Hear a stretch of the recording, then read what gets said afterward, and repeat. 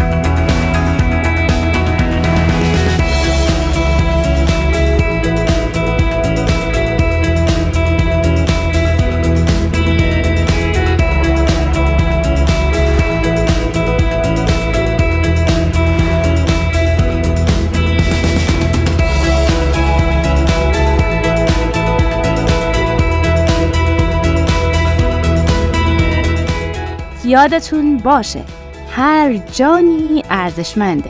مرسی که مواظب کوچولوهاتون هستین.